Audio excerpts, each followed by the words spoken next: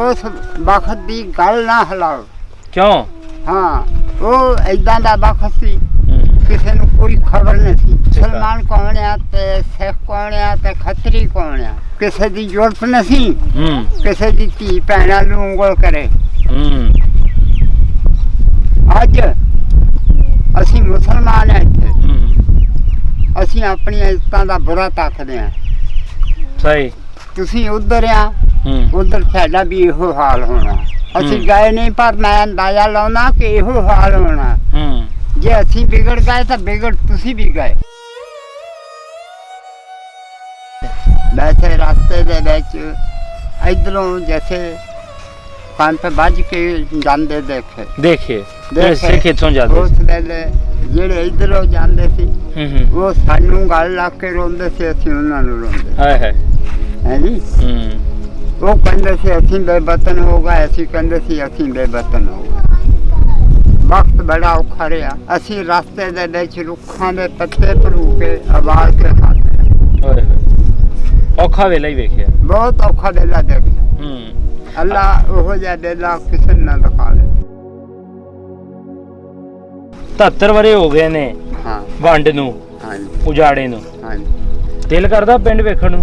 मैं कहा जनाब तुसीं इह गल कहंदे हो, मैं कहना कि कल उजड़ के आए। इंज लगदा? हाँ इंज लगदा असीं कल आए हां। सारा चेता साडा दिल करदा असीं उड़ के भी अपने वतन चल देख लईए। हाय हाय। अच्छा जे कल गवर्नमेंट कह देवे कि भाई बस ठीक आ, बॉर्डर खुले ने, जेड़ा मर्जी अपनी धरती जाके वेखवे आ जावे, खुली छूट हो जाओगे? भावें मेरी निगाह कमजोर है, मैं तुर के भी जाना मंजूर करना।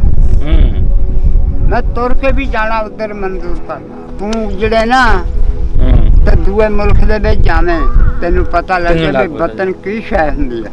ये सानू पुछ के देखो कि वो की शै सी। उत्थे दा पानी ऐसा इलाके दा दुध यक बराबर है। हाय वतन, हाय वतन, हाय वतन।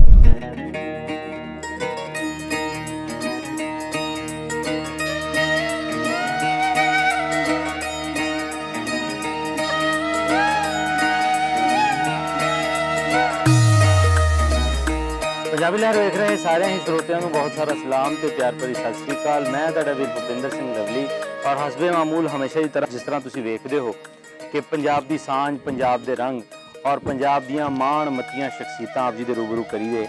इहदे विच ही असीं कुछ ऐसियां रूहां जिन्हां ने अन वंडिया पंजाब वेखिया, वो रूहां भी आप जी दे रूबरू करीए। नां की तुहाडा? गुलाम कादर। तुहाडे वाले साहब दा नां? गुलाम कादर। ते दादा जी दा नां? गुलामी। गुलामी। ਆਪਾਂ ਜਿੱਥੇ ਬੈਠੇ ਆ ਇਸ ਪਿੰਡ ਦਾ ਕੀ ਨਾਂ? ਇਸ ਪਿੰਡ ਦਾ ਨਾਂ ਨਾਨਕਸਰ ਭਗਤਾ। ਨਾਨਕਸਰ ਭਗਤਾ। ਹਾਂਜੀ। ਲਾਗੇ ਪਿੰਡਾਂ ਦੇ ਨਾਂ ਦਾ ਪਤਾ? ਲਾਗੇ ਵਕੀਲ ਵਾਲਾ, ਸੈयद ਵਾਲਾ। 462। 462। ਤੇ ਆਪ ਨਾਨਕਸਰ ਭਗਤਾ ਕਿਹੜੇ ਜ਼ਿਲ੍ਹੇ 'ਚ ਪੈਂਦਾ? ਇਹ ਜ਼ਿਲ੍ਹੇ ਝੰਗ 'ਚ ਪੈਂਦਾ। ਝੰਗ 'ਚ ਪੈਂਦਾ। ਹਾਂ ਨਾਲ ਬਾਗ ਆ। ਬਾਗ। ਆ ਟੋਬੇ 'ਚ ਨਹੀਂ ਪੈਂਦਾ ਨਾ? ਖਾਨਾ ਬਾਗ ਆ, ਨਹੀਂ ਟੋਬੇ 'ਚ ਨਹੀਂ ਪੈਂਦਾ। ਅੱਛਾ। ਟੋਬਾ चौंकी रोड़ा वाली तो 2 मील लगे। 2 मील लागे ही आ मतलब? हाँ लागे आ। उत्थों परे हद आ जाती है झंग दी ते फैसलाबाद दी। झंग ते फैसलाबाद। हाँ जी। अच्छा बाबा जी तुसी उधरों आए हो? उधरों आए हैं असीं। उधरों आए हो? उधर केड़ा पिंड सी तुहाडा? हरीपुर तलवंडी। हरीपुर तलवंडी। हाँ जी। ते लागे केड़े पिंड सी? हरीपुर सारा खतरियां ता सिखां दा सी। हरीपुर। हाँ। अच्छा। हरीपुर बजदा सी, स्कूल सी हरीपुर दे विच बच्चों दा। इत्थे होर लागे कोई नहीं सी। उम्र किन्नी तुहाडी? उम्र मेरी देख लो कि मैं 14 साल दा सी जदों आए। जदों इधर आए हां। 87 साल हो गई तुहाडी उम्र? हाँ जी। ਉੱਥੇ ਨਾਲ ਤੁਹਾਡੇ ਜਿਹੜੇ ਪਿੰਡ ਦੇ ਜਾਂ ਹਰੀਪੁਰ ਦੇ ਸੀਗੇ? ਹਰੀਪੁਰ, ਤਲਵੰਡੀ, ਚੂੜ ਵਾਲੀ, ਗਫੂਰ ਪਿੰਡ, ਮਦਾਰਾਂ, ਲਾਲਪੁਰ, ਤੋਗੜੀ, ਲਾਲਪੁਰ। ਹਾਂਜੀ। ਜ਼ਿਲ੍ਹਾ ਜਲੰਧਰ। ਅੱਛਾ। ਜਿਹੜਾ ਤੁਹਾਡਾ ਪਿੰਡ ਸੀ ਹਰੀਪੁਰ, ਉਹਦੇ 'ਚ ਸਿੱਖ ਰਹਿੰਦੇ ਸੀ? ਮੇਰੀ ਗੱਲ ਸੁਣ। ਹਰੀਪੁਰ ਦੇ ਵਿੱਚ ਪਿੰਡ ਦੇ ਵਿੱਚ ਇੱਕ ਬਹੁਤ ਵੱਡਾ ਟਿੱਬਾ ਸੀ। ਉਹਦੇ ਉੱਤੇ ਸਾਡੇ ਮੁਸਲਮਾਨਾਂ ਦੇ ਬਜ਼ੁਰਗਾਂ ਦੀ ਖਾਨਗਾ ਸੀ। ਠੀਕ ਹੋ ਗਿਆ। ਉੱਥੇ ਸਿਰਫ 5-6 ਘਰ ਫਕੀਰਾਂ ਦੇ ਬੈਠੇ ਸੀ ਜਿਹੜੇ ਉਹਦੀ ਹਿਫਾਜ਼ਤ ਕਰਦੇ ਸੀ। ਅੱਛਾ। ਬਾਕੀ ਸਿੱਖ ਬਹੁਤ ਸੀ, 7 ਮਰਬਿਆਂ 'ਚ ਪਿੰਡ ਸੀ ਉਹ। ਅੱਛਾ। ਖੱਤਰੀ ਸੀਗੇ। ਨਾਂ ਯਾਦ ਹੈ ਉਹਨਾਂ ਦੇ? ਹਾਂਜੀ, ਨਾਮ ਯਾਦ ਹੈ? ਨਹੀਂ, ਨਾਮ ਨਹੀਂ ਯਾਦ। ਪਿੰਡ ਦਾ, ਨੰਬਰਦਾਰ ਦਾ? ਨਾ। ਅੱਛਾ। ਕੂ ਨਹੀਂ ਮਾਨਣਾ, ਜਦੋਂ ਉੱਥੇ ਸੀਗੇ ਉਦੋਂ ਤਾਂ ਸਭ ਕੁਝ ਯਾਦ ਸੀ। ਅੱਛਾ। 14 ਸਾਲ ਦੀ ਉਮਰ ਸੀ। ਅੱਜ ਮੈਂ ਇੰਨੀ ਉਮਰ ਦਾ ਮਾਲਕ ਹੋ ਗਿਆ ਤੇ ਹੁਣ ਉਹਨਾਂ ਦੇ ਨਾਂ ਨਹੀਂ ਕਿਤੇ ਭੁੱਲ ਗਏ। ਹਾਂ। ਅੱਛਾ, ਤੇ ਆਪਸ ਦੇ ਵਿੱਚ ਵਸੇਬ ਕਿਦਾਂ ਦਾ ਸੀ, ਸਿੱਖਾਂ ਦਾ, ਮੁਸਲਮਾਨਾਂ ਦਾ, ਖੱਤਰੀਆਂ ਦਾ? ਸਾਡਾ ਜਿਹੜਾ ਸੀ ਨਾ ਤਲਵੰਡੀ ਚੱਕ, ਇਹਦੇ ਵਿੱਚ ਕੋਈ ਖੱਤਰੀ ਜਾਂ ਸਿੱਖ ਨਹੀਂ ਸੀ। ਅੱਛਾ। ਸਾਡਾ ਉਹਨਾਂ ਦੇ ਨਾਲ ਆਉਣ ਜਾਣ ਅੱਛਾ ਮਾਹੌਲ ਸੀ। ਅੱਛਾ ਮਾਹੌਲ ਸੀ। ਅੱਛਾ ਮਾਹੌਲ ਸੀ। ਜਦੋਂ ਪਾਕਿਸਤਾਨ ਔਰ ਹਿੰਦੁਸਤਾਨ ਦਾ ਹੱਦ ਰੱਖੀ ਗਈ, ਉਸ ਵੇਲੇ ਦੁਸ਼ਮਣਾਈ ਬਣ ਗਈ। ਕਿਉਂ? ਹਾਂ, ਜਦੋਂ ਪਹਿਲੇ ਸਭ ਕੁਝ ਠੀਕ ਸੀ, ਪਹਿਲੇ ਬਿਲਕੁਲ ਅੱਛੇ ਸੀ। ਇੱਕ ਦੂਜੇ ਨੂੰ ਜੱਫੀਆਂ ਪਾ ਕੇ ਮਿਲਦੇ ਸੀ। ਜੱਫੀਆਂ ਸੀਗੀਆਂ। ਹਾਂ। ਪਹਿਲੇ ਵਰਗੀ ਗੱਲ ਹੀ ਨਾ ਕਰੋ। ਈਦਾਂ ਤੇ ਸ਼ਬਰਾਤਾਂ ਤੇ ਆਣ ਜਾਣ ਹੈ ਸੀ? ਆਣ ਜਾਣ। ਇਕੱਠੇ ਖਾਂਦੇ ਪੀਂਦੇ ਸੀ? ਮੇਰੀ ਗੱਲ ਸੁਣੋ, ਜਿਸ ਵਕਤ ਸਿੱਖ ਹਜ਼ਰਾਤ ਆਪਣੇ ਗੁਰਦੁਆਰੇ ਦੇ ਵਿੱਚ ਖਾਣਾ ਦਾਣਾ ਪਕਾਉਂਦੇ ਸੀ, ਅੱਛਾ, ਸਾਨੂੰ ਉਹ ਸੱਦ ਕੇ ਲਿਜਾਂਦੇ ਸੀ। ਸੱਦ ਕੇ ਲਿਜਾਂਦੇ ਸੀ? ਹਾਂ, ਅਸੀਂ ਬੜੀ ਖੁਸ਼ੀ ਨਾਲ ਜਾਂਦੇ ਸੀ। ਅੱਛਾ। ਸਾਡੇ ਵਾਸਤੇ ਮੁਸਲਮਾਨ ਨਾਈ ਖਾਣਾ ਪਕਾਉਂਦਾ ਸੀ। ਅੱਛਾ। ਸਾਨੂੰ ਬਹਾ ਕੇ ਖਾਣਾ ਖਵਾਉਂਦੇ ਸੀ। ਸਹੀ ਹੋ ਗਿਆ। ਜੇ ਅਸੀਂ ਕੋਈ ਨਿਆਜ਼ ਪਕਾਈਏ, ਉਹਨਾਂ ਨੂੰ ਅਸੀਂ ਇਤਲਾਹ ਦੇਣੀ, ਅਗਰ ਜੇ ਸਾਡੇ ਨਾਲ ਪਕਾਇਆ ਖਾ ਸਕਦੇ ਤਾਂ ਖਾ ਲਓ, ਨਹੀਂ ਤਾਂ ਆਪਣਾ ਬੰਦਾ ਲੈ ਆਓ, ਸਾਡੇ ਕੋਲ ਸੁੱਕਾ ਰਾਸ਼ਨ ਲੈ ਕੇ ਪਕਾ ਲਓ ਤਾਂ ਖਾਓ। ਮਤਲਬ ਵਧੀਆ ਵਸੇਬ, ਵਧੀਆ ਸੀਗਾ। ਹਾਂ, ਉਸ ਵਕਤ ਦੀ ਗੱਲ ਨਾ ਹਿਲਾਓ। ਕਿਉਂ? ਹਾਂ, ਉਹ ਏਦਾਂ ਦਾ ਵਕਤ ਸੀ, ਕਿਸੇ ਨੂੰ ਕੋਈ ਖਬਰ ਨਹੀਂ ਸੀ ਕਿ ਕੌਣ ਮੁਸਲਮਾਨ ਹੈ ਤੇ ਕੌਣ ਸਿੱਖ। ਮੁਸਲਮਾਨ ਕੌਣ ਆ ਤੇ ਸਿੱਖ ਕੌਣ ਆ ਤੇ ਖੱਤਰੀ ਕੌਣ ਆ। ਅੱਛਾ। ਹਾਂ, ਚੰਗਾ ਵਸੇਬ ਸੀ। ਹਾਂ ਹਾਂ, ਮੇਰੀ ਗੱਲ ਸੁਣੋ, ਅੱਜ ਕਿਸੇ ਦੀ ਜ਼ਰੂਰਤ ਨਹੀਂ, ਕਿਸੇ ਦੀ ਧੀ ਭੈਣਾਂ ਨੂੰ ਉਂਗਲ ਕਰੇ। ਅੱਜ ਅਸੀਂ ਮੁਸਲਮਾਨ ਹਾਂ, ਇੱਥੇ ਅਸੀਂ ਆਪਣੀਆਂ ਇੱਜ਼ਤਾਂ ਦਾ ਬੁਰਾ ਤੱਕਦੇ ਹਾਂ। ਸਹੀ। ਤੁਸੀਂ ਉੱਧਰ ਆ, ਉੱਧਰ ਸਾਡਾ ਵੀ ਇਹੋ ਹਾਲ ਹੋਣਾ। ਅਸੀਂ ਗਏ ਨਹੀਂ, ਪਰ ਮੈਂ ਅੰਦਾਜ਼ਾ ਲਾਉਣਾ ਕਿ ਇਹੋ ਹਾਲ ਹੋਣਾ। ਜੇ ਅਸੀਂ ਵਿਗੜ ਗਏ ਤਾਂ ਵਿਗੜ ਤੁਸੀਂ ਵੀ ਗਏ। ਸਹੀ ਹੈ, ਹਕੀਕਤ ਹੈ। ਤੇ ਬਜ਼ੁਰਗੋ, ਤੁਸੀਂ ਦੱਸਿਆ ਸਾਰਾ ਕੁਝ ਪਹਿਲੇ ਠੀਕ ਠਾਕ ਸੀ। 47 ਚ ਫਿਰ ਕੀ ਹੋਇਆ? 47 ਦੇ ਵਿੱਚ ਸਾਡਾ ਇੱਕ ਵਕੀਲ ਬਾਬਾ ਮੁਹੰਮਦ ਅਲੀ ਜਨਾਬ ਉੱਠਿਆ। ਅੱਛਾ। ਉਹਨੇ ਝਗੜਾ ਕੀਤਾ ਹਕੂਮਤ ਦੇ ਵਿੱਚ, ਅੰਗਰੇਜ਼ ਦੇ ਨਾਲ। ਝਗੜੇ ਦੇ ਵਿੱਚ ਉਹਨੇ ਵਕਾਲਤ ਦੇ ਨਾਲ ਇਹ ਦੋ ਟੁਕੜੇ ਕਰ ਕੀਤੇ। ਅਸੀਂ ਚਾਹੁੰਦੇ ਸੀਗੇ ਕਿ ਅਮਨ ਨਾਲ ਅਸੀਂ ਉੱਧਰ ਜਾਈਏ, ਉਹ ਇੱਧਰ ਆ ਜਾਣ। ਅਮਨ ਦੀ ਬਜਾਏ ਇੱਧਰਲਿਆਂ ਨੇ ਇੱਧਰਲੇ ਨੂੰ ਮਾਰਿਆ। ਅੱਛਾ। ਉੱਧਰਲਿਆਂ ਨੇ ਤਾਂ ਤਬਾਹੀਆਂ ਲਾਤੀ। ਰਾਤ ਨੂੰ 2-2 ਹਜ਼ਾਰ ਇਕੱਠਾ ਹੋ ਕੇ ਦਸਾਂ ਪੈਣਾ ਪਿੰਡਾਂ ਨੂੰ। ਸਹੀ। ਕੋਈ ਹਾਲਾਤ ਨਹੀਂ ਸੀ। ਆਏ ਕਿੱਦਾਂ ਫਿਰ? ਪਿੰਡ ਤੋਂ ਉਠਾਇਆ ਗਿਆ ਕਿ ਆਪ ਉੱਠ ਕੇ ਆ ਗਏ? ਜਿਹੜਾ ਚੂੜ ਵਾਲੀ ਪਿੰਡ ਸੀ ਨਾ, ਇਹ ਸੜਕ ਦੇ ਕੰਢੇ ਦੇ ਉੱਤੇ ਸੀ। ਅੱਛਾ। ਇਹ ਅਮਾਨਾਂ ਦਾ ਸੀ ਤੇ ਕੋ ਗੁੱਜਰ ਸੀ। ਅੱਛਾ। ਅਮਾਨ ਜਿੰਨੇ ਸੀ ਇਹ ਫੌਜੀ ਸੀ। ਅਸੀਂ ਫਿਰ ਉੱਥੇ ਇਕੱਠੇ ਸੜਕ ਦੇ ਉੱਤੇ ਹੁੰਦੇ ਰਹੇ। ਅੱਛਾ। ਜਦੋਂ ਹੁੰਦੇ ਰਹੇ ਸੜਕ ਦੇ ਉੱਤੇ ਇਕੱਠੇ, ਅਸੀਂ ਕੋਈ 10 ਮਰਬਿਆਂ ਦੇ ਵਿੱਚ ਮੁਲਕ ਇਕੱਠਾ ਹੋ ਗਿਆ। ਫਿਰ ਸਾਡੇ ਬਾਰਿਸ਼ ਰਾਤ ਦਿਨ ਪੈਂਦੀ ਸੀ। ਬਾਰਿਸ਼ ਨਹੀਂ ਸੀ ਰੁਕਦੀ। ਅੱਛਾ। ਹਾਲਾਤ ਬੜੇ ਖਰਾਬ ਸੀ। ਦਾਣੇ ਮੱਕੀ ਦੇ ਛੋਲਿਆਂ ਦੇ ਭੁੰਨ ਕੇ ਖਾਣੇ, ਪਾਣੀ ਪੀ ਕੇ ਆਪਣਾ ਵਕਤ ਪੂਰਾ ਕਰਨਾ। ਫਿਰ ਮਿਲਟਰੀ ਮੁਸਲਮਾਨ ਗਈ। ਅੱਛਾ। ਉਹਨਾਂ ਨੇ 100 ਗੱਡਾ ਤੋੜ ਕੇ ਨਾਲ ਉਹਨਾਂ ਦੇ ਪਹਿਰੇ ਦੇ ਨਾਲ ਪਾਕਿਸਤਾਨ ਪਹੁੰਚਾਉਂਦੇ ਰਹੇ। ਇਸ ਤਰੀਕੇ ਨਾਲ ਬੜੀ ਤੰਗੀ ਭੋਗ ਕੇ ਇੱਥੇ ਪਹੁੰਚੇ। ਰਸਤੇ 'ਚ ਕੋਈ ਵੱਟ ਟੁੱਕ ਤੇ ਨਹੀਂ ਹੋਈ ਤੁਹਾਡੇ? ਨਹੀਂ ਵੇਖੀ ਆ ਰਸਤੇ 'ਚ? ਵੈਸੇ ਰਸਤੇ ਦੇ ਵਿੱਚ ਇਧਰੋਂ ਜੈਸੇ ਕੰਨ ਤੇ ਵੱਜ ਕੇ ਜਾਂਦੇ ਦੇਖੇ ਸਿੱਖ ਇੱਥੋਂ ਜਾਂਦੇ। ਉਸ ਵੇਲੇ ਜਿਹੜੇ ਇਧਰੋਂ ਜਾਂਦੇ ਸੀ ਉਹ ਸਾਨੂੰ ਗੱਲ ਲਾ ਕੇ ਰੋਂਦੇ ਸੀ, ਅਸੀਂ ਉਹਨਾਂ ਨੂੰ ਰੋਂਦੇ। ਹੈ ਜੀ। ਉਹ ਕਹਿੰਦੇ ਸੀ ਅਸੀਂ ਬੇਵਤਨ ਹੋ ਗਏ, ਅਸੀਂ ਕਹਿੰਦੇ ਸੀ ਅਸੀਂ ਬੇਵਤਨ ਹੋ ਗਏ। ਵਕਤ ਬੜਾ ਔਖਾ ਰਿਹਾ। ਵਤਨ ਉਜੜ ਹੀ ਗਿਆ ਕਿ? ਹਾਂਜੀ, ਵਤਨ ਦੋਵਾਂ ਪਾਸੇ ਉਜੜ ਗਿਆ ਕਿ? ਅਸੀਂ ਰਸਤੇ ਦੇ ਵਿੱਚ ਰੁੱਖਾਂ ਦੇ ਪੱਤੇ ਭਰੂ ਕੇ ਉਬਾਲ ਕੇ ਖਾਦੇ। ਓਏ ਹੋਏ, ਔਖਾ ਵੇਲਾ ਹੀ ਵੇਖਿਆ, ਬਹੁਤ ਔਖਾ ਵੇਲਾ ਦੇਖਿਆ। ਅੱਲਾ ਉਹੋ ਜਿਹਾ ਵੇਲਾ ਕਿਸੇ ਨੂੰ ਨਾ ਦਿਖਾਵੇ। ਬਿਲਕੁਲ ਹਕੀਕਤ। ਹੁਣ ਵੇਖੋ ਨਾ, ਇਹ ਵਿਚਾਰੇ ਵੀ ਆ ਨਾਨਕਸਰ ਵੀ ਦੇ ਜਿਹੜੇ ਆਪਾਂ ਪਿੰਡ ਬੈਠੇ ਆ, ਦੇਖੋ ਜੀ ਇਹ ਜਿਹੜਾ ਨਾਨਕਸਰ ਆ ਇਹਦੇ 4 ਤਲਾਬ ਸੀ। 4 ਤਲਾਬ ਸੀ। ਇਹ ਤਲਾਬ ਸੀਗਾ। ਹਾਂਜੀ ਹਾਂਜੀ। ਇਹਦੀਆਂ 14 ਪੌੜੀਆਂ ਸੀ। ਇਹ ਲੁਧਿਆਣੇ ਤੇ ਕਰ ਸਿੱਖ ਇੱਥੇ ਆਉਂਦੇ ਸੀ। ਆ ਵੇਖੋ ਹੁਣ ਉਜੜ ਗਿਆ, ਇਹ ਪੂਰ ਹੋ ਗਿਆ। ਇਹ ਗੁਰਦੁਆਰਾ ਜਦੋਂ ਅਸੀਂ ਆਏ ਆ ਦੇਖਣ ਮੰਗਦਾ ਸੀ। ਅੱਛਾ। ਇਹਦਾ ਖੂਬਸੂਰਤ ਖਬਰਾਂ ਕਿੰਨਾ ਪੈਸਾ ਲੱਗ ਕੇ ਬਣਿਆ ਸੀ। ਇਹਦੇ ਵਿੱਚ ਜਿਹੜੇ ਹਿੰਦੁਸਤਾਨ ਦੇ ਵਿੱਚੋਂ ਹਜ਼ਰਾਤ ਆਉਂਦੇ ਸੀ ਮੇਲੇ ਤੇ। ਅੱਛਾ।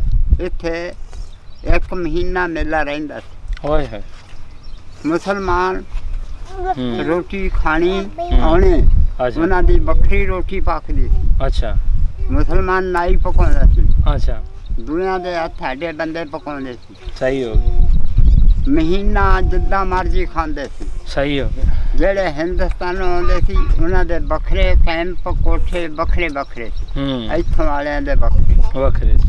ਬਹੁਤ ਆਲੀਸ਼ਾਨ ਕੰਮ ਸੀ ਇੱਥੇ। ਅਰਜ਼ ਹੈਗੀ ਆ ਮੇਰਾ ਜੰਮਣ ਤੋਂ ਟੋਬੇ ਦੇ ਇਲਾਕੇ ਦਾ। ਅੱਛਾ। ਜਦੋਂ ਇਹ ਬਾਹਰ ਆਬਾਦ ਹੋਈ ਆ ਉਸ ਵੇਲੇ ਸਾਡਾ ਬਾਪ ਇੱਧਰ, ਸਾਡਾ ਬਾਬਾ ਇੱਧਰ ਆ ਗਿਆ। ਅੱਛਾ।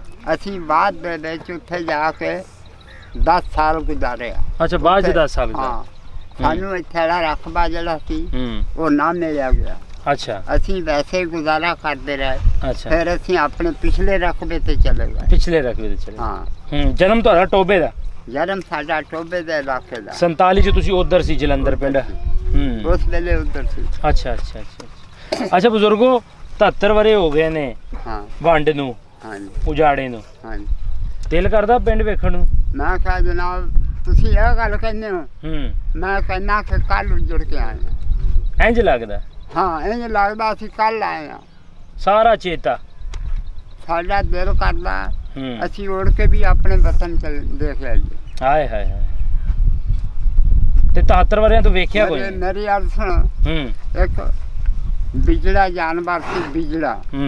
ਉਹ ਦਰਿਆ ਦੇ ਕਿਨਾਰੇ ਤੇ ਕਾਨਿਆਂ ਦਾ ਬੂਟਾ ਸੀ, ਉਹਦੇ ਵਿੱਚ ਆਲਣਾ ਪਾਇਆ ਸੀ। ਇੱਕ ਬਾਦਸ਼ਾਹ ਵਜ਼ੀਰ ਗਏ, ਸੈਰ ਕਰਦੇ ਕਰਦੇ ਆਏ ਤਾਂ ਨੇਰ ਚੱਲ ਪਿਆ। ਉਹ ਕਾਨਿਆਂ ਦਾ ਬੂਟਾ ਲਿਖੇ ਤਾਂ ਪਾਣੀ ਦੇ ਨਾਲੋਂ ਫੇਰ ਤਾਂ ਚਲੇ ਜਾਵੇ। ਬਾਦਸ਼ਾਹ ਵਜ਼ੀਰ ਨੂੰ ਕਹਿੰਦਾ ਇਹ ਜਾਨਵਰ ਮਰ ਜਾਊਗਾ, ਇਹਨੂੰ ਕੱਢ ਲਿਆ, ਮੈਂ ਇਹਨੂੰ ਰੱਖ ਲਊਂਗਾ। ਉਹਨੂੰ ਕੱਢ ਲਿਆ, ਘਰ ਲੈ ਗਿਆ। ਉਹਨੂੰ ਬੜਾ ਸੇਵਾ ਕਰੇ, ਬੜੀਆਂ ਚੰਗੀਆਂ ਚੰਗੀਆਂ ਚੀਜ਼ਾਂ ਪਾਵੇ, ਉਹ ਖਾਵੇ ਨਾ। ਉਹ ਕੀ ਆਖੇ? ਹਾਏ ਵਤਨ, ਹਾਏ ਵਤਨ, ਹਾਏ ਵਤਨ। ਬਾਦਸ਼ਾਹ ਨੇ ਪੁੱਛਿਆ ਯਾਰ ਮੈਂ ਤੈਨੂੰ ਇੰਨਾ ਕੁਛ ਪਾਉਂਦਾ, ਤੂੰ ਖਾਂਦਾ ਨਹੀਂ ਤੇ ਹਾਏ ਵਤਨ ਕਰੀ ਜਾਂਦਾ। ਕਹਿੰਦਾ ਜੇ ਤੂੰ ਉਜੜੇ ਨਾ ਤੇ ਦੂਏ ਮੁਲਕ ਦੇ ਵਿੱਚ ਜਾਵੇਂ, ਤੈਨੂੰ ਪਤਾ ਲੱਗੇ ਵੀ ਵਤਨ ਕੀ ਸ਼ੈ ਹੁੰਦੀ ਹੈ। ਇਹ ਸਾਨੂੰ ਪੁੱਛ ਕੇ ਦੇਖੋ ਕਿ ਉਹ ਕੀ ਸ਼ੈ ਸੀ। ਉੱਥੇ ਦਾ ਪਾਣੀ ਇਸ ਇਲਾਕੇ ਦਾ ਦੁੱਧ ਯਕ ਬਰਾਬਰ ਆ। ਸਹੀ। ਤੇ ਬਜ਼ੁਰਗੋ ਹੁਣ ਜਿਵੇਂ ਤੁਸੀਂ ਲੰਮੇ ਪਏ ਸੀ ਅੰਦਰ, ਅਸੀਂ ਆਏ ਆ, ਦਿਮਾਗ ਉੱਥੇ ਚਲਾ ਜਾਂਦਾ ਪਿੰਡ ਦੇ ਵਿੱਚ? ਹਾਂ। ਕਈ ਵਾਰੀ ਸੁੱਤੇ ਪਏ ਅਸੀਂ ਫਿਰ ਆਏ ਆ। ਫਿਰ ਆਏ ਹੋ? ਹਾਂ। ਰੱਬ ਜਾਣਦਾ, ਕਈ ਵਾਰੀ ਖਿਆਲਾਤ ਦੇ ਵਿੱਚ ਅਸੀਂ ਸੁੱਤੇ ਪਏ ਆਪਣੇ ਵਤਨ ਫਿਰ ਕੇ ਆ ਗਏ। ਅੱਛਾ, ਐਸਾ ਕਿਉਂ ਹੁੰਦਾ? ਹਰ ਬਜ਼ੁਰਗ ਨਾਲ ਅਸੀਂ ਪੁੱਛਦੇ ਹਾਂ ਕਿ ਹਾਲਾਂਕਿ 47 ਦੇ ਵਿੱਚ ਜਿਹੜੇ ਤੁਸੀਂ ਉਧਰੋਂ ਆਏ ਹੋ ਉਹਨਾਂ ਨਾਲ ਵੀ ਬਹੁਤ ਮਾੜੀ ਹੋਈ ਹੈ, ਜਿਹੜੇ ਇੱਧਰੋਂ ਗਏ ਆ ਉਹਨਾਂ ਨਾਲ ਵੀ ਬਹੁਤ ਮਾੜੀ ਹੋਈ ਹੈ, ਇਹਦੇ ਬਾਵਜੂਦ ਤੁਹਾਨੂੰ ਆਪਣਾ ਪਿੰਡ ਕਿਉਂ ਇੰਨਾ ਯਾਦ ਆਉਂਦਾ? ਜਿਵੇਂ ਤੁਸੀਂ ਕਿਹਾ ਕਿ ਐਵੇਂ ਲੱਗਦਾ ਜਿਵੇਂ ਕੱਲ ਜੁੜ ਗਿਆ। ਮੈਂ ਤੁਹਾਨੂੰ ਦੱਸਾਂ ਜੀ, ਤੁਸੀਂ ਮੇਰੀ ਗੱਲ ਨੂੰ ਸਮਝੇ ਨਹੀਂ। ਇੱਕ ਬਿਜੜਾ ਜਾਨਵਰ ਆ, ਉਹ ਕਹਿੰਦਾ ਸੀ ਹਾਏ ਵਤਨ, ਹਾਏ ਵਤਨ, ਖਾਂਦਾ ਕੁਛ ਨਹੀਂ ਸੀ। ਅਖੀਰ ਉਹਨਾਂ ਨੇ ਆਜ਼ਾਦ ਕਰ ਦਿੱਤਾ। ਆਪਣੇ ਵਤਨ ਉੱਠ ਕੇ ਚਲੇ ਗਿਆ ਜਿੱਥੋਂ ਉਹਨੂੰ ਫੜ ਕੇ ਆਂਦਾ ਸੀ। ਇਸ ਵਾਸਤੇ ਆ ਜਿੱਥੇ ਸਹੂਲਤ ਹੋਵੇ, ਅੱਛੀ ਜ਼ਿੰਦਗੀ ਗੁਜ਼ਰਦੀ ਹੋਵੇ, ਉਹ ਯਾਦ ਰਹਿੰਦਾ। ਅੱਛਾ, ਜੇ ਕੱਲ ਗਵਰਨਮੈਂਟ ਕਹਿ ਦੇਵੇ ਕਿ ਭਾਈ ਬਸ ਠੀਕ ਆ, ਬਾਰਡਰ ਖੁੱਲੇ ਨੇ, ਜਿਹੜਾ ਮਰਜ਼ੀ ਆਪਣੀ ਧਰਤੀ ਜਾ ਕੇ ਵੇਖਵੇ, ਆ ਜਾਵੇ, ਖੁੱਲੀ ਛੂਟ ਹੋ ਜਾਓਗੇ? ਭਾਵੇਂ ਮੇਰੀ ਨਿਗਾਹ ਕਮਜ਼ੋਰ ਆ, ਮੈਂ ਤੁਰ ਕੇ ਵੀ ਜਾਣਾ ਮਨਜ਼ੂਰ ਕਰਨਾ। ਮੈਂ ਤੁਰ ਕੇ ਵੀ ਜਾਣਾ ਉਧਰ ਮਨਜ਼ੂਰ ਕਰਨਾ। ਲਓ ਜੀ ਬਜ਼ੁਰਗੋ, ਤੁਹਾਡੇ ਨਾਲ ਗੱਲਬਾਤ ਕੀਤੀ, ਥੈਂਕ ਯੂ ਤੁਹਾਡਾ। ਵੇਖੋ ਬਜ਼ੁਰਗ ਜਿਹੜੇ ਇਸ ਉਮਰ ਦੇ ਵਿੱਚ ਵੀ ਇਹ ਗੱਲ ਕਹਿੰਦੇ ਆ ਕਿ ਮੈਂ ਤੁਰ ਕੇ ਵੀ ਜਾਣ ਵਾਸਤੇ ਤਿਆਰ ਹਾਂ। ਤੇ ਇਸ ਤਰ੍ਹਾਂ ਦੀ ਵੀਡੀਓਜ਼ ਦਾ ਮਤਲਬ ਇਹ ਹੈ ਕਿ ਅਸੀਂ ਉਹਨਾਂ ਰੈਲੀਵੈਂਟ ਅਥਾਰਟੀਜ਼ ਵਾਸਤੇ, ਖਾਸ ਕਰਕੇ ਚੜ੍ਹਦੇ ਪੰਜਾਬ ਲਈ, ਇਹ ਜਿਹੜੇ ਇਸ ਤਰ੍ਹਾਂ ਦੇ ਬਜ਼ੁਰਗ ਆ, ਇਹਨਾਂ ਵਾਸਤੇ ਖੁੱਲੀ ਛੂਟ ਹੋਣੀ ਚਾਹੀਦੀ ਹੈ। ਇਹਨਾਂ ਨੇ ਇਸ ਉਮਰ ਦੇ ਵਿੱਚ ਕਿਸੇ ਦਾ ਕੀ ਵਿਗਾੜ ਲੈਣਾ, ਇਹਨਾਂ ਨੇ ਆਪਣੀ ਜਨਮ ਪੌ ਥਾਂ ਵੇਖਣੀ ਹੈ। ਜਨਮ ਪੌ ਥਾਂ ਦੇ ਨਾਲ ਹਰ ਕਿਸੇ ਨੂੰ ਇੱਕ ਮੁਹੱਬਤ ਹੁੰਦੀ ਹੈ। ਜਨਮ ਪੌ ਥਾਂ ਜਿਹੜੀ ਹੈ ਇੱਕ ਵੱਖਰੀ ਖਿੱਚ ਹੁੰਦੀ ਹੈ। 47 ਦਾ ਸੰਤਾਪ ਇਹਨਾਂ ਬਜ਼ੁਰਗਾਂ ਨੇ ਆਪਣੇ ਪਿੰਡਿਆਂ ਤੇ ਹੰਡਾਇਆ। ਉਹ ਵੇਲਾ ਵੀ ਵੇਖਿਆ ਜਦੋਂ ਅਣਵੰਡਿਆ ਪੰਜਾਬ ਸੀ। ਹਜ਼ਾਰਾਂ ਸਾਲ ਦੇ ਲੋਕ ਬੈਠੇ ਸੀ ਆਪਸ ਦੇ ਵਿੱਚ, ਏਕਤਾ ਇਤਫਾਕ ਦੇ ਨਾਲ, ਮੁਹੱਬਤ, ਖੁਸ਼ੀ, ਈਦ, ਸ਼ਬਰਾਤਾਂ, ਦੀਵਾਲੀਆਂ ਸਾਰੀਆਂ ਸਾਂਝੀਆਂ ਸਨ। ਲੇਕਿਨ ਵੰਡ ਨੇ ਉਹ ਸਾਰਾ ਕੁਝ ਫਿੱਕੇ ਪਾਤਾ। ਜੀ ਲੋਹੜੀ ਰਲ ਕੇ ਮੰਗਣੀ। ਅੱਛਾ। ਤੇ 10-10 ਮਣ ਦਾਣੇ, 4-4, 5 ਮਣ, 6-6 ਮਣ ਗੁੜ ਹੋ ਜਾਣਾ ਤੇ ਬੜੀਆਂ ਖੁਸ਼ੀਆਂ ਹੋਣੀਆਂ। ਅਸੀਂ ਲੋਹੜੀ ਮੰਗੀ ਆ। ਇੱਥੇ ਸਾਨੂੰ ਪਤਾ ਨਹੀਂ ਲੋਹੜੀ ਕੀ ਆ। ਅੱਜ ਕੱਲ ਦੇ ਵਾਲਾਂ ਨਹੀਂ ਪਤਾ। ਨਹੀਂ, ਉਹ ਵਕਤ ਭੁੱਲ ਗਏ, ਉਹ ਗੱਲਾਂ ਚਲੇ ਗਈਆਂ। ਕਿਉਂਕਿ ਇਹ ਸੀਗਾ ਅੱਗੇ ਮੁਸਲਮਾਨ ਇੱਕ ਦੂਜੇ ਤੇ ਜਾਣ ਦਿੰਦੇ, ਉਦੋਂ ਰਲ ਬਸੇਲ ਸੀ। ਲੋਹੜੀ, ਦੀਵਾਲੀ ਕਹਿੰਦੇ ਆ, ਜਿਹੜੀ ਉਹ ਦੀਵੇ ਬਾਲਦੇ ਸੀ ਕੰਧਾਂ ਤੇ ਰੱਖ ਕੇ, ਉਹ ਚੁਨਿਆਰ ਬਾਲਦੇ ਸੀ। ਹੈ ਦੀਵਾਲੀ ਤੁਸੀਂ ਲੋਕ ਮਨਾਉਂਦੇ ਸੀ, ਬੜੀ ਖਰਾਤਾਂ ਕਰਦੇ ਸੀ। ਫਿਰ ਮੈਂ ਤੈਨੂੰ ਆਪਣੀ ਹੋਸ਼ ਦੀ ਗੱਲ ਦੱਸਦਾ। ਅਗਰ ਚੰਦ ਨੂੰ ਗ੍ਰਹਿਣ ਲੱਗ ਜਾਏ, ਤੁਸਾਂ ਲੋਕ ਬਹੁਤ ਖਰਾਤ ਕਰਦੇ ਸੀ, ਨਾਲ ਅਸੀਂ ਵੀ ਕਰਦੇ ਸੀ। ਹੁਣ ਸਾਡਾ ਸਾਨੂੰ ਨਹੀਂ ਪਤਾ। ਸਾਡੇ ਲੋਕ ਚੰਦ ਨੂੰ ਗ੍ਰਹਿਣ ਲੱਗ ਜਾਏ ਤਾਂ ਕਹਿੰਦੇ ਹੋ ਕੀ ਹੋਇਆ, ਕੀ ਹੋ ਗਿਆ, ਗ੍ਰਹਿਣ ਹੀ ਲੱਗ ਗਿਆ। ਸਹੀ। ਵਕਤ ਔਰ ਜ਼ਮਾਨਾ ਬਦਲ ਗਿਆ। ਉਹ ਗੱਲਾਂ ਨਹੀਂ ਰਹੀਆਂ। ਵੇਖੋ ਬਜ਼ੁਰਗ, ਤੁਸੀਂ ਦੇਖੋ ਜੀ, ਮੇਰਾ ਵੀ ਚਿਹਰਾ ਦੇਖੋ, ਉਸ ਜਵਾਨ ਦਾ ਚਿਹਰਾ ਦੇਖੋ, ਉਸ ਦਾ ਦੇਖੋ, ਤੁਸੀਂ ਆਪਣਾ ਚਿਹਰਾ ਦੇਖੋ। ਸਾਡੇ ਉਧਰਲੇ ਪਾਣੀ ਨੇ ਸਾਨੂੰ ਰੰਗਿਆ ਪਿਆ, ਇੱਧਰਲੇ ਪਾਣੀ ਨੇ ਮੈਨੂੰ ਕਾਲਾ ਕੀਤਾ ਪਿਆ। ਸਹੀ ਬਜ਼ੁਰਗੋ, ਦੇਖੋ ਨਾ, ਅਰਦੇ ਆ ਉਹ ਧਰਤੀ। ਅੱਜ ਤੁਸੀਂ 2 ਕਨਾਲਾਂ ਦੇ ਗੱਬੇ ਅੰਬ ਦਾ ਬੂਟਾ ਲਾ ਦਿਓ, ਚੌਥੇ ਸਾਲ ਜਿੱਥੇ ਮੰਜੀ ਡਾਉਂਗੇ ਅੰਬ ਦੇ ਥੱਲੇ, ਸ਼ਾਮਾਂ ਤੱਕ ਉੱਥੇ ਧੁੱਪ ਨਹੀਂ ਆਉਣੀ। ਸ਼ਾਮਾਂ ਤੱਕ ਉੱਥੇ ਧੁੱਪ ਨਹੀਂ ਆਉਣੀ। ਉਸ ਜ਼ਮੀਨ ਦੇ ਵਿੱਚ ਇਤਨੀ ਤਾਕਤ ਹੈ, ਤੇ ਫਿਰ ਪਾਣੀ ਚ ਕਿੰਨੀ ਤਾਕਤ ਹੋਊਗੀ? ਜਿਹੜਾ ਹੇਠਲਾ ਪਾਣੀ, ਉਹ ਚ ਕਿੰਨੀ ਤਾਕਤ ਆ। ਸਹੀ। ਲਓ ਜੀ, ਬਜ਼ੁਰਗਾਂ ਦੇ ਅਲਫਾਜ਼ ਤੁਸੀਂ ਸੁਣੇ। ਇਹਨਾਂ ਨੂੰ ਆਪਣੀ ਮੁਹੱਬਤ ਨਾਲ ਜਿਹੜੀ ਚਾਹਤ ਹੈ ਉਹ ਇਹਨਾਂ ਦੇ ਅਲਫਾਜ਼ ਦੇ ਵਿੱਚ ਝਲਕਦੀ ਹੈ। ਅਸੀਂ ਆਏ ਸੀਗੇ ਨਾਨਕਸਰ ਪਿੰਡ ਦੇ ਵਿੱਚ। ਇਹ ਪਿੰਡ ਵੀ ਜਿਹੜਾ ਸੀ ਉਹ ਪਹਿਲੇ ਸਿੱਖਾਂ ਦਾ ਪਿੰਡ ਸੀ। ਇੱਥੇ ਗੁਰੂ ਨਾਨਕ ਦੇਵ ਜੀ ਦਾ ਗੁਰਦੁਆਰਾ ਸਾਹਿਬ ਵੀ ਹੈ। ਗੁਰਦੁਆਰੇ ਦੀ ਹਾਲਤ ਵੀ ਜਿਹੜੀ ਹੈ ਉਹ ਲਫ਼ਜ਼ਾਂ ਦੇ ਵਿੱਚ, ਅਲਫਾਜ਼ ਦੇ ਵਿੱਚ ਬਿਆਨ ਨਹੀਂ ਕੀਤੀ ਜਾ ਸਕਦੀ ਕਿ ਜੋ ਮੌਜੂਦਾ ਉਹਦੀ ਹਾਲਤ ਹੈ। ਹਾਲਾਂਕਿ ਇੱਕ ਹਿਸਟੋਰੀਕਲ ਗੁਰਦੁਆਰਾ ਹੈ। ਸੋ ਜਿਸ ਤਰ੍ਹਾਂ ਇੱਥੋਂ ਦੇ ਲੋਕਾਂ ਨਾਲ ਜੋ ਕੁਛ ਹੋਇਆ, ਇਸੇ ਤਰ੍ਹਾਂ ਉੱਥੋਂ ਦੇ ਲੋਕਾਂ ਨਾਲ ਵੀ ਉਹੀ ਕੁਛ ਹੋਇਆ। ਜੇ ਅਸੀਂ ਕਹੀਏ ਕਿ ਇਹਨਾਂ ਨੇ ਪਹਿਲ ਕੀਤੀ ਜਾਂ ਕਿਸੇ ਹੋਰ ਨੇ ਜਿਹੜੀ ਹੈ ਉਹ ਬਾਅਦ 'ਚ ਜਿਹੜੇ ਗੁੱਸੇ ਦੇ ਵਿੱਚ ਆ ਕੇ ਉਹ ਕੰਮ ਕੀਤਾ, ਲੇਕਿਨ ਹਕੀਕਤ ਦੇ ਵਿੱਚ ਇਹ ਹੈ ਕਿ ਦੋਵਾਂ ਪਾਸਿਓਂ ਇਹ ਵੱਡ ਵਡਾਂਗਾ ਹੋਇਆ। ਹੁਣ ਅਸੀਂ ਜਿਹੜਾ ਹੈ ਉਹ ਇਹਦੇ ਵਿੱਚ ਇਹੀ ਕੰਮ ਕਰ ਸਕਦੇ ਹਾਂ ਕਿ ਇਹਨਾਂ ਲੋਕਾਂ ਦੀ ਜਿਹੜੀ ਆਵਾਜ਼ ਹੈ ਉਹ ਅਸੀਂ ਜਿਹੜੇ ਰੈਲੇਵੈਂਟ ਅਥਾਰਟੀਜ਼ ਨੇ ਉਹਨਾਂ ਤੱਕ ਪਹੁੰਚਾਈ ਦੀ ਹੈ, ਕਿ ਤਾਂ ਕਰਕੇ ਇਹ ਜਿਹੜੇ ਲੋਕ ਨੇ ਇਹ ਆਪਣੇ ਪਿੰਡ ਘੱਟ ਤੋਂ ਘੱਟ ਵੇਖ ਸਕਣ, ਆਉਣ ਵਾਲੀ ਪੀੜ੍ਹੀਆਂ ਨੂੰ ਉਹ ਗੱਲਬਾਤ ਦੱਸ ਸਕਣ। ਕਿਉਂਕਿ ਸਾਡੇ ਆਲ ਦੁਆਲ ਜਿਹੜੇ ਮੁੰਡੇ ਖਲੋਤੇ, ਸ਼ਾਇਦ ਕਦੀ ਇਹਨਾਂ ਨੇ ਵੀ ਕਹਾਣੀਆਂ ਆਪਣੇ ਬਜ਼ੁਰਗਾਂ ਕੋਲ ਨਾ ਸੁਣੀਆਂ ਹੋਣ, ਲੇਕਿਨ ਜਦੋਂ ਪਿੰਡ ਦੀ ਕਹਾਣੀ YouTube ਚੈਨਲ ਉੱਪਰ ਜਾਂ ਕਿਸੇ ਚੈਨਲ 'ਤੇ ਚੱਲਦੀ ਹੈ ਤੇ ਲੋਕ ਜ਼ਰੂਰ ਰਾਬਤਾ ਕਰਦੇ ਨੇ, ਆਪਣੇ ਪਿੰਡ ਕਰਕੇ ਉਹ ਕਹਾਣੀ ਜ਼ਰੂਰ ਜੁੜਦੇ ਨੇ। ਇਹੀ ਚੀਜ਼ਾਂ ਹੁੰਦੀਆਂ ਕਿ ਆਪਣੇ ਪਿੰਡ ਦੇ ਨਾਲ, ਆਪਣੇ ਜਨਮ ਪੌ ਨਾਲ ਜੁੜਿਆ ਹੁੰਦਾ। ਸੋ ਇਸ ਤਰ੍ਹਾਂ ਦੀਆਂ ਕਹਾਣੀਆਂ ਆਪ ਜੀ ਦੇ ਰੂਬਰੂ ਕਰਦੇ ਰਵਾਂਗੇ। ਮਿਲਦੇ ਹਾਂ ਕਿਸੇ ਹੋਰ ਥਾਂ, ਕਿਸੇ ਹੋਰ ਬਜ਼ੁਰਗ ਦੀ ਕਹਾਣੀ ਲੈ ਕੇ। ਰੱਬ ਰਾਖਾ ਜੀ।